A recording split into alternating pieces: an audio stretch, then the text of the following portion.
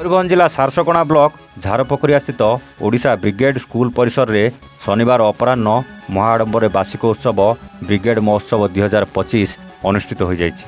Managing trustee Rishikesh जेना अध्यक्षतार आयोजित कार्यक्रम में मुख्य अतिथि भाव श्रीजुक्त विश्वरंजन साहू, जिला सभापति श्री सत्यसाई सेवा संगठन मयूरभंजर जोग देथिबा बेले सम्मानीय अतिथि भाव विद्यालय सभापति श्रीजुक्त बसंत कुमार सेठी, मिनती सेठी तथा मैनेजिंग ट्रस्टी श्री सत्यसाई विद्या विकास एजुकेशन चैरिटेबल ट्रस्ट बारिपदार कर्मकर्ता माने जोगदे ଏହି ଅବସରରେ ଶିକ୍ଷକ ରଜତ କୁମାର ବସା ଓ ଶିକ୍ଷୟିତ୍ରୀ ମାଧୁରୀ ରାଜ ଅତିଥି ସ୍ୱାଗତ କାର୍ଯ୍ୟକ୍ରମ ସମ୍ପାଦନା କରିଥିଲେ।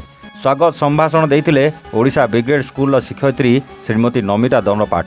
ଅତିଥି ପରିଚୟ ପ୍ରଦାନ କରିଥିଲେ ସଂଘମିତ୍ରା ରଣା ଶିକ୍ଷୟିତ୍ରୀ। ଓଡ଼ିଶା ବ୍ରିଗେଡ୍ ସ୍କୁଲ ପରେ ଅତିଥିମାନଙ୍କ ଦ୍ୱାରା ଶିରିଡ଼ି ସାହି ସମ୍ମୁଖରେ ପ୍ରଦୀପ ପ୍ରଜ୍ୱଳନ କରିଥିଲେ।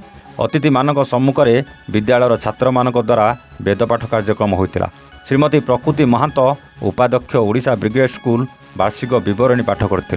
विद्यालयर छात्र छात्री मान द्वारा स्वागत संगीत गान करापर मैनेजिंग ट्रस्टी श्रीजुक्त ऋषिकेश जेना निजर प्रारंभिक अभिभाषण देते। छात्र छात्री मान भविष्य उपरे माँ मान गुरुत्वपूर्ण भूमिका रही।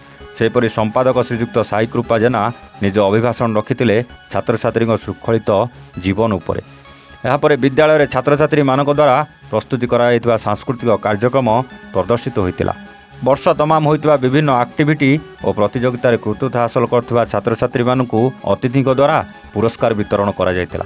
ओडिशा ब्रिगेड स्कूल अध्यक्षा श्रीमती मितांजलि सासमल परिशेष में धन्यवाद अर्पण करथिले। तेबे ଏହି କାର୍ଯ୍ୟକ୍ରମରେ ଛାତ୍ରଛାତ୍ରୀଙ୍କ ସହ ଶତାଧିକ ଅଭିଭାବକ ଓ ଭଦ୍ରମଣ୍ଡଳୀ ଉପସ୍ଥିତ ରହି କାର୍ଯ୍ୟକ୍ରମରେ ସହଯୋଗ କରିଥିଲେ। ସେପରି ବାର୍ଷିକ ଉତ୍ସବ କାର୍ଯ୍ୟକ୍ରମକୁ ସମସ୍ତ ଶିକ୍ଷକ ଶିକ୍ଷୟିତ୍ରୀ ପରିଚାଳନା କରିଥିଲେ। मयूरभंज मलय नायक रिपोर्ट A1 ओडिशा।